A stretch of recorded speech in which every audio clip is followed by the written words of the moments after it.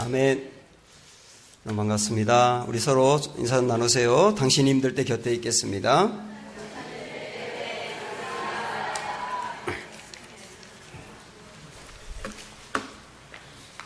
부자 되세요. 그런 제목입니다.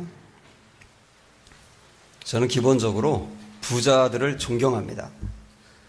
왜냐하면 이 부자가 그냥 되는 게 아니거든요.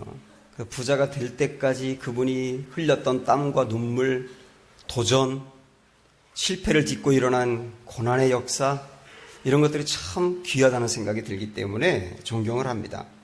저는 이 돈이라고 하는 거, 이 부를 혐오하지 않습니다. 이전에는 성도가 돈을 좀 멀리해야 신앙생활 잘하지 않겠느냐 그런 생각을 한 적이 있었는데 가만히 생각하니까 그렇지가 않더라고요. 이 돈이라고 하는 것은 영향력이 있습니다. 돈 때문에 사람이 죽기도 하고 살기도 하잖아요. 대학생들이 공부하고 싶은데 돈이 없어서 학업을 중단했을 때 돈이 있으면 공부를 마칠 수가 있어요. 아프리카 같은 가난한 나라에서는 돈만 있었다면 그런 병으로 죽을 사람이 아니에요. 돈이 없어서 약을 못 먹으니까 감기 같은 병으로도 죽는단 말이죠. 그래서 돈, 죽을 사람을 살리는 능력이 있는 겁니다. 그래서 저는 돈을 혐오하지 않습니다. 저는 그래서 그리스도인들이 돈을 많이 벌었으면 좋겠습니다.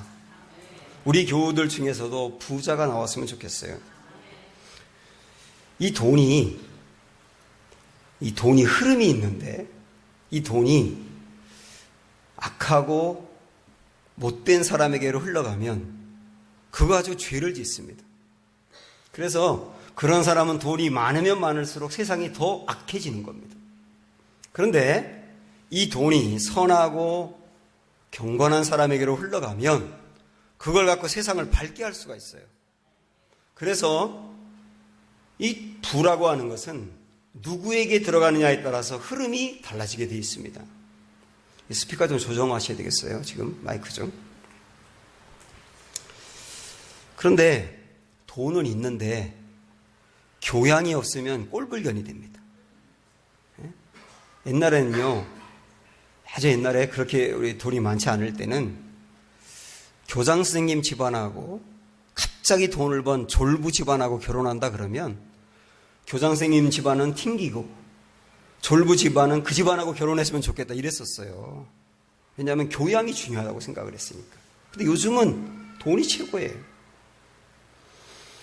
돈을 갖고 있는데 교양이 없으면 차라리 가난한 게 낫습니다.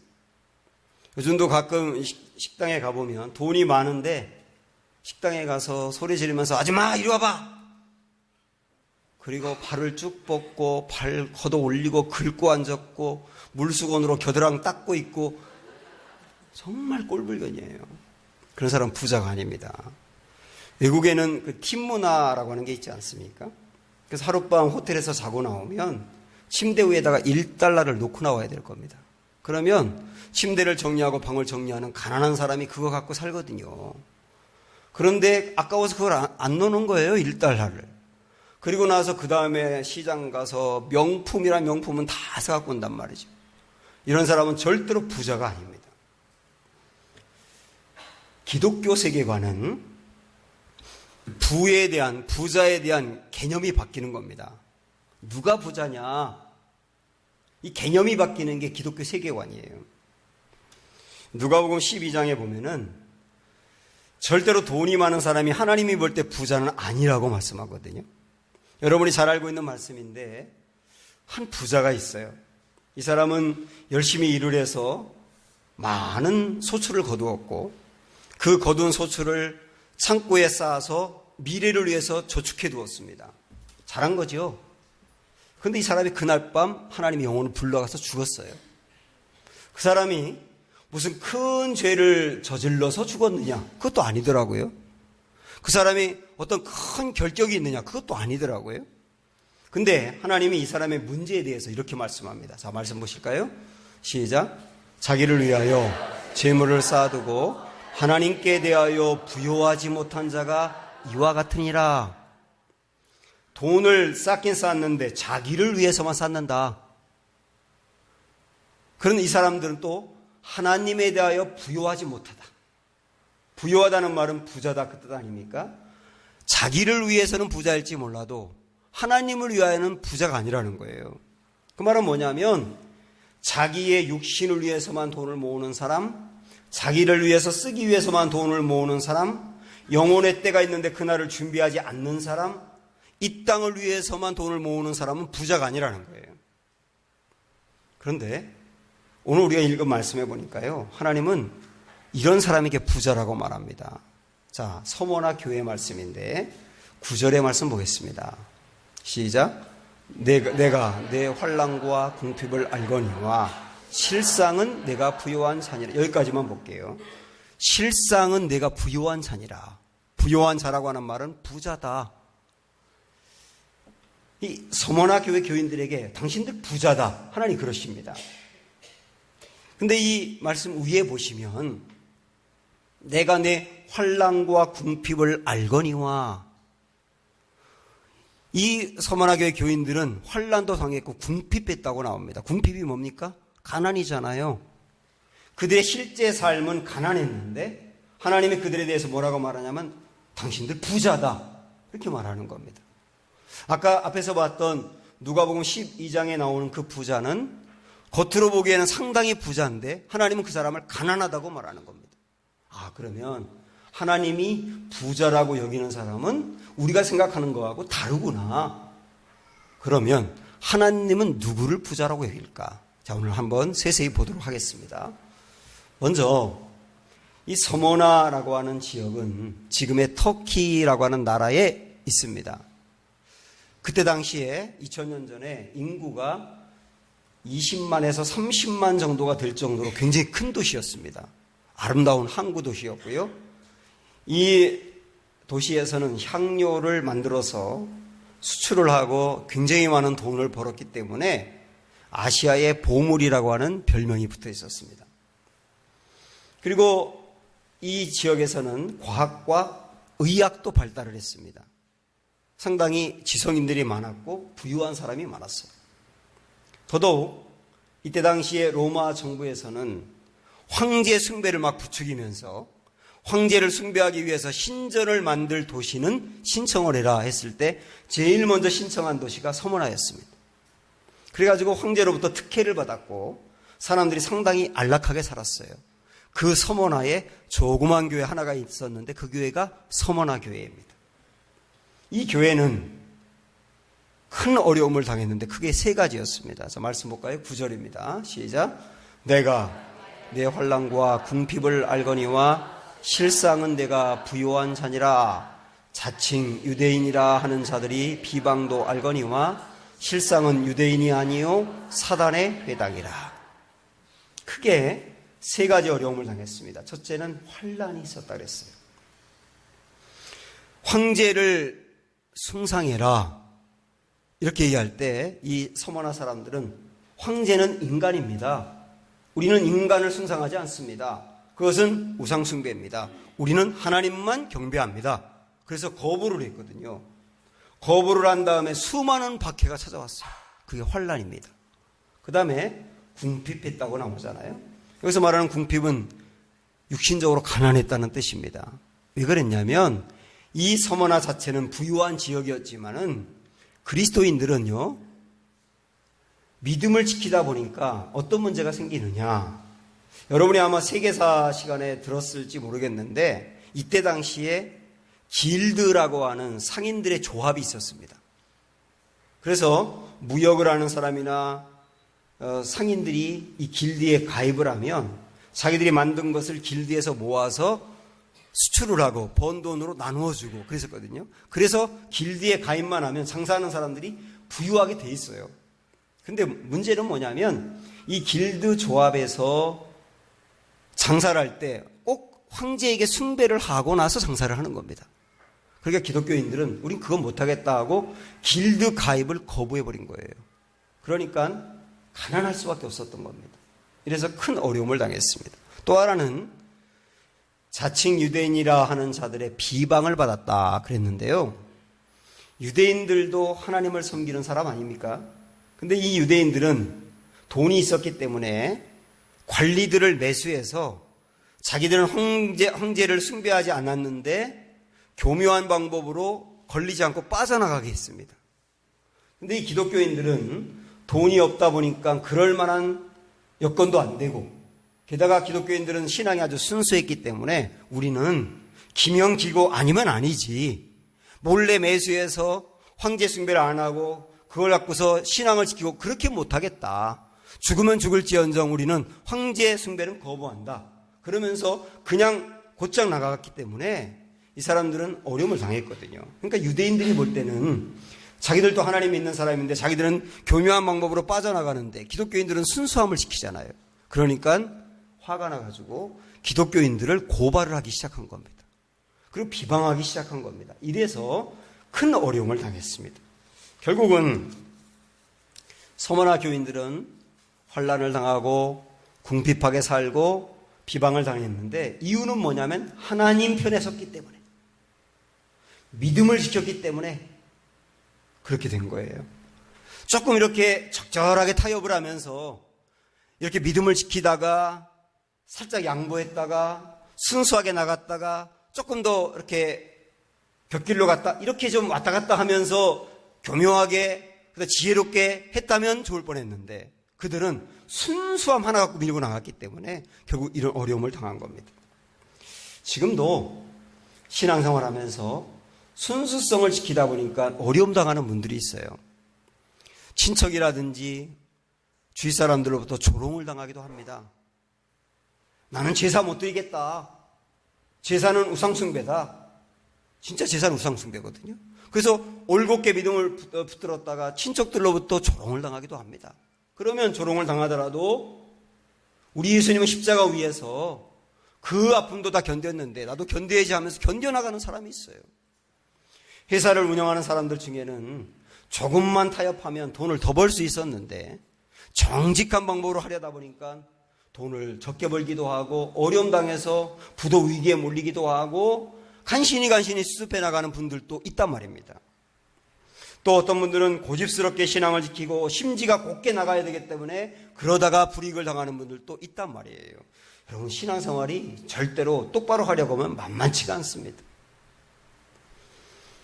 요즘 우리가 LH 2단지 전도를 하고 있는데 매일 하루에 10분 이상씩 나와서 아파트 전도를 합니다.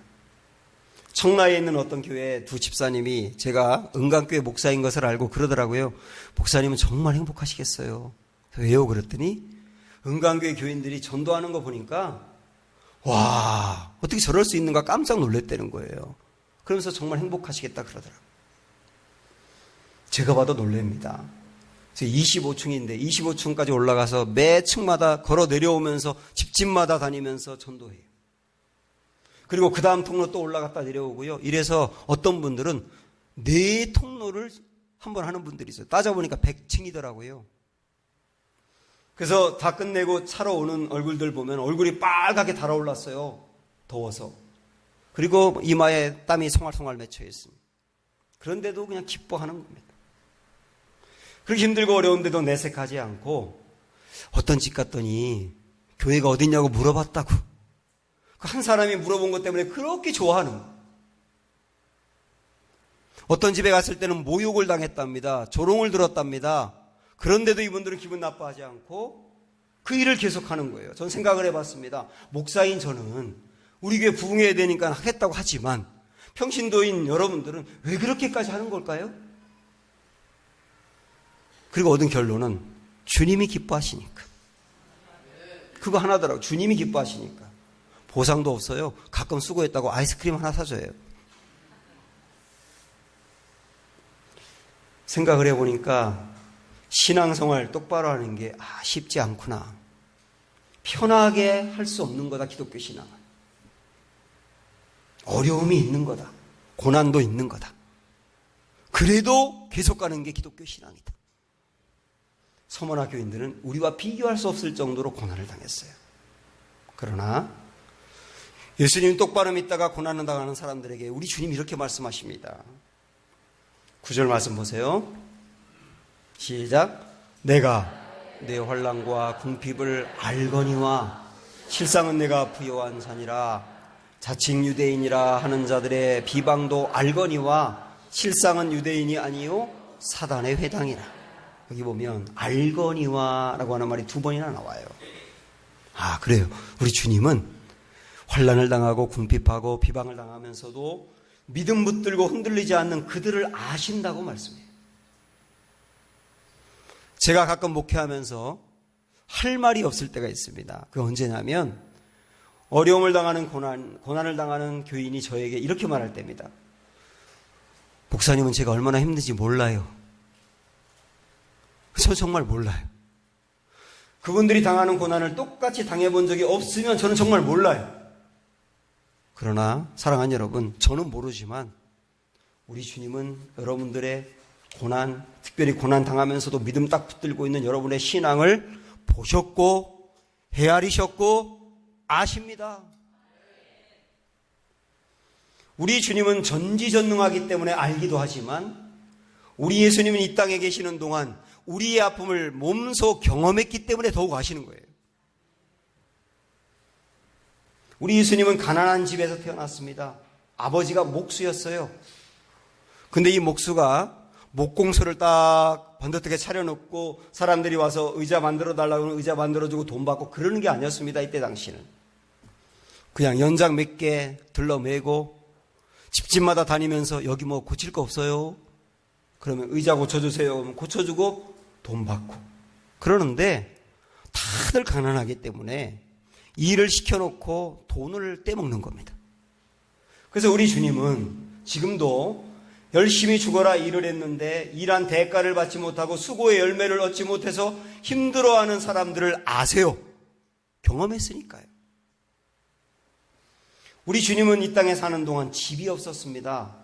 그래서 지금도 집 때문에 고민하고 전세 살고 월세 사는 사람들 2년이 지났으니까 돈 올려달라 그럴 때 돈이 없어서 쩔쩔매면서 어디로 이사 가야 될지 전전긍긍하는 사람들의 아픔을 아세요. 경험했으니까요. 우리 주님은 배고팠어요. 그래서 지금도 먹는 문제 때문에 고민이 많은 사람들의 아픔을 아세요.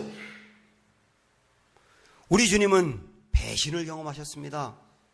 그렇게 좋다고 따라다니던 12명의 제자들이 한순간에 주님을 버리고 다 도망갔습니다. 그리고 예수님께 몰려와서 우리의 왕이 되어주세요 그러면서 환호하고 외치던 수많은 군중들이 순식간에 돌변해서 예수를 십자가에 못 박아라 라고 말하는 배신을 경험하셨습니다. 그래서 지금도 어떤 일로 인하여 배신을 당해서 가슴을 쓰려하며 아파하는 사람을 아세요. 우리 예수님은 십자가 위에서 못 박혔을 때 시로라기 하나 입지 못한 상태로 벌거벗겨졌습니다. 얼마나 부끄럽겠습니까? 그래서 지금도 어떤 문제로 인하여 부끄러워하는 사람의 아픔을 아세요. 우리 주님은 채찍에 맞았습니다.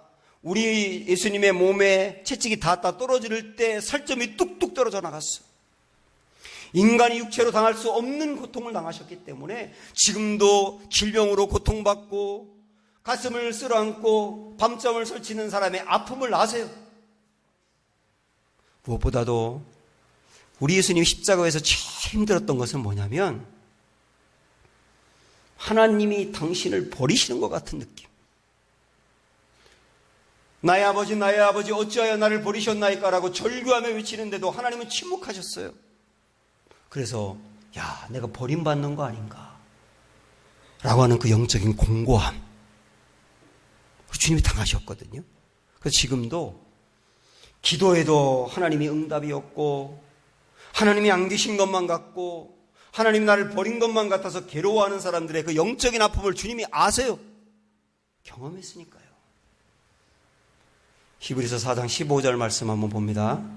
시작. 우리에게 있는 대제사장은 우리의 연약함을 동정하지 못하실 리가 아니요 모든 일에 우리와 똑같은 시험을 받으신 이로되 죄는 없으시니라. 우리의 연약함을 동정하지 못하실 리가 아니요 우리의 아픔과 우리의 쓰라림과 궁핍과 환난과 비방을 아신다 말씀하십니다. 사랑하는 여러분, 그래서 신앙생활하다가 힘들 때 주님이 나를 아신다는 말씀으로 위로받으시기를 축원합니다. 그런데 이런 생각을 해봅니다.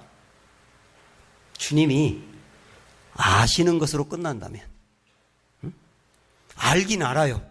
그래서 아신다는 것 때문에 위로는 받았어요. 근데 더 이상 능력이 없어요.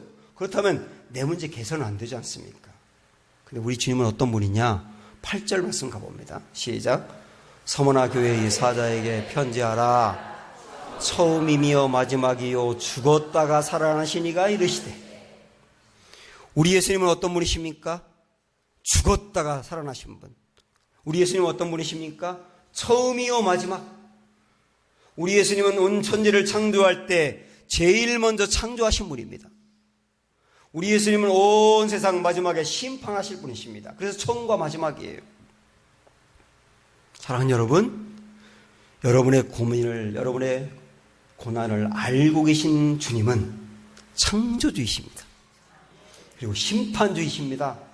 그리고 그분은 죽었다가 살아나신 분이세요. 사망 권세 이기시고 승리하신 분이십니다. 그것으로 끝난 게 아니라 예수님을 따라 믿고 사는 우리들도 죽음 가운데 건져내 부활하게 하실 분이 주님이세요. 우리가 믿는 분이 바로 그분이세요. 그래서 고난을 아실 뿐만 아니라 해결할 수 있는 능력이 있어요. 이렇게 말씀드리면 어떤 분들은 그럴 겁니다. 예, 우리 예수님 부활하신 거 알고요. 내가 부활할 것도 알아요. 그런데 내가 지금 당하고 있는 고난은 너무 힘들거든요. 그래서 나중에 부활한다는 게 먼 미래 이야기 같아서 가슴으로 다가오지 않는 분들이 있을 수 있습니다. 그분들에게 또 이런 말씀을 합니다. 10절 보겠습니다. 시작. 너는 장차 받을 고난을 두려워하지 말라. 볼지어다 마귀가 장차 너희 가운데에서 몇 사람을 오게 던져 시험을 받게 하리니 너희가 10일 동안 환난을 받으리라. 지금 환난을 당하는데 환난 때문에 옥에 갇히는 사람이 있을 거다. 실제 있었습니다. 근데 그 다음 뭐라고 말씀하냐면 10일 동안 고난을 받는다. 그랬습니다. 10일이라고 하는 말은 하루 이틀 사흘 나흘 그렇게 열흘을 꼭 얘기하는 게 아니라 이런 의미로 여러분이 해석하시면 될 거예요. 아, 이 고난도 끝이 있다는 뜻이구나. 그래서 10일인 겁니다. 고난이 있지만 그러나 이 고난이 영원한 게 아니라 고난은 끝이 있다. 그거 바라보고 달려가는 거예요.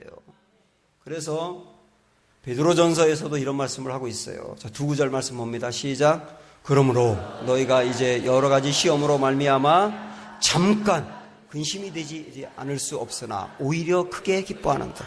잠깐 고난은 끝이 있다고 말이에요. 한 구절 더 보세요. 모든 은혜와 하나님 곧 그리스도 안에서 너희를 부르사 자기의 영원한 영광에 들어가게 하시니가 잠깐 고난을 당한 너희를 친히 온전하게 하시며. 여기까지만 보겠습니다. 잠깐 끝이 있다. 10일 동안. 그럼 이걸 마음으로 받아들이면서 인내하시는 겁니다. 이렇게 예수 믿으면서 고난이 있지만 어려움이 있지만 끝까지 믿음을 지키며 인내한 사람에게 주어지는 귀한 선물이 두 가지 있다고 소개합니다. 하나는 소극적인 거고 하나는 적극적인 거예요. 소극적인 거 먼저 볼까요? 읽어보십시오. 시작. 귀 있는 자는 성령이 교회들에게 하시는 말씀을 들을지어다. 이기는 자는 둘째 사망의 해를 받지 아니하리라. 이기는 자. 이기는 자가 누구예요? 끝까지 신앙을 지킨 자. 그 사람은 둘째 사망의 해를 받지 아니하리라. 그랬습니다. 여러분, 사망이 첫째 사망이 있고 둘째 사망이 있습니다. 옛날에 어떤 개그맨이 그 개그 콘서트에서 그랬지 않습니까? 그거는 저를 2번 죽이는 겁니다. 제가 그 개그맨의 이야기를 들으면서 그래, 맞아.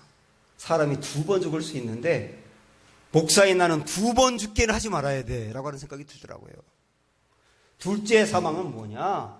첫째 사망은 우리의 육신이 어느 날 죽는 겁니다. 거기에는 예외가 없어요. 그러나 둘째 사망이 또 있어요. 그 둘째 사망은 영원히 죽는 거예요. 영원히 죽어서 저주받고 멸망받고 지옥에 떨어져서 끝나는 거예요.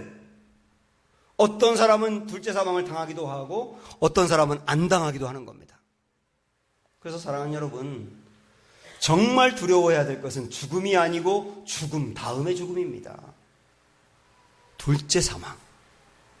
죽음이 두려우시죠? 그거보다 훨씬 두려운 게 죽음 다음의 죽음이라니까요. 근데 끝까지 이기는 자, 믿음을 붙들고 나가는 자는 죽음 다음에 죽음이 없으리라. 영생하게 되리라. 주님 말씀하잖아요. 어떤 분들은 에이 그런 일이 있나요? 라고 생각할지 모르지만 저는 여러분 이런 말씀 드리고 싶어요. 우리가 믿을 수 있는 게 있고 안 믿을 수 있는 게 있지만은 만약에 마지막 날이 심판이 있고 죽음 다음에 또 죽음이 있다는 것을 적어도 진지하게 고민할 수 있어야 합니다. 만약에 0.001%라도 진짜 있다고 한다면 어떡하시겠어요? 그래서 우리가 모험을 걸 게 있지만 영혼을 가지고 모험을 거시면 안 되는 거예요. 둘째 사망의 해를 당하지 않으리라. 주님 말씀하셨거든요. 두 번째 상급은 이번 적극적인 것인데, 자 읽어보세요. 시작. 너는 장차받을 고난을 두려워하지 말라. 볼지어다 마귀가 장차 너희 가운데서 몇 사람을 오게 던져 넘겨보세요. 그 다음에 시험을 받게 하리니 너희가 10일 동안 환난을 받으리라. 내가 죽도록 충성하라. 그리하면 내가 생명의 면류관을 네게 주리라. 죽도록 충성하라.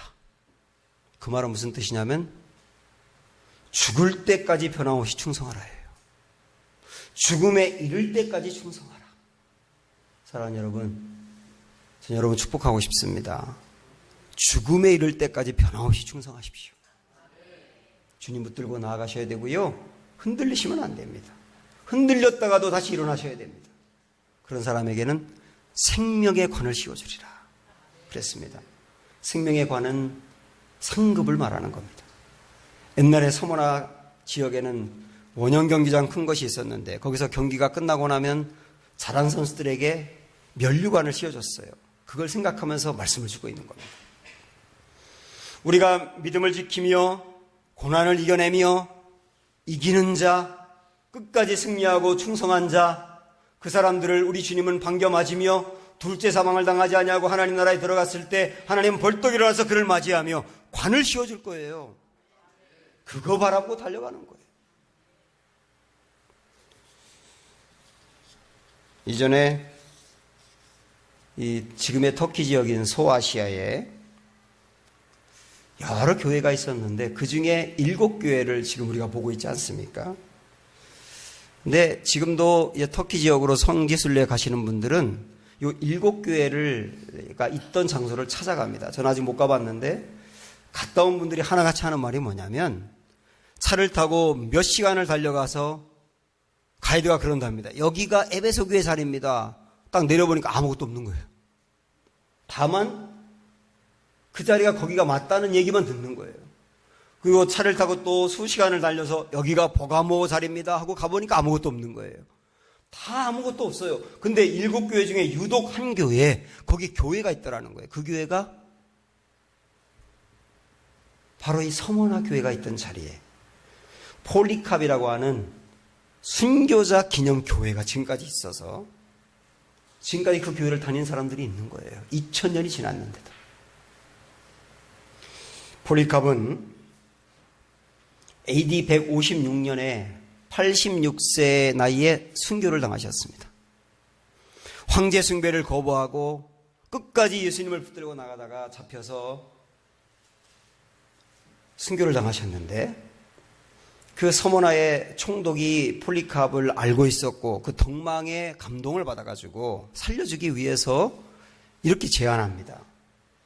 당신이 예수를 모른다고 한 번만 부인하고 황제 숭배를 한 번만 해라. 그러면 살려주겠다. 그럴 때 폴리캅은 예수님은 86년 동안 나를 한 번도 배반한 일이 없는데 내가 어떻게 그 예수님을 배반합니까? 전 죽으면 죽을지언정 그렇게 못합니다. 그러니까 그 다음에 이 총독이 그러면 당신은 맹수에게 갈갈이 갈 길이 찢겨 죽을 거요. 그때 폴리카비 그래요. 그 맹수를 빨리 불러주세요. 당신의 몸은 불에 타 죽을 거요. 그때 폴리카비 말합니다. 타다가 꺼져버릴 불을 두려워하지 말고 영원히 꺼지지 않는 불을 두려워하세요. 그래서 불타 죽었어요. 그 자리에 지금 서머나 교회가 있는 겁니다. 제가 아주 존경하는 김용희 선교사님이라고 계신데 이분의 자녀들은 전부 다 선교사입니다. 그 중에 한 아들이 아프리카 오지에서 선교를 하고 있었어요. 근데 이 선교사 아들이 외롭고 힘들고 그래서 아버지에게 편지를 씁니다. 아버지, 저 너무 힘들어서 한국으로 돌아가고 싶어요. 아버지는 이 편지를 받고 아프리카로 날아갑니다. 그 아들을 만났어요. 그 아들과 함께 시간을 보내면서 많은 대화를 하다가 마지막에 헤어지고 아버지가 한국으로 돌아옵니다. 그때 마지막에 이런 말씀하셨답니다. 아들아, 주님 뜻 붙들고 사는 게 힘들고 어렵지. 포기하고 돌아오고 싶지.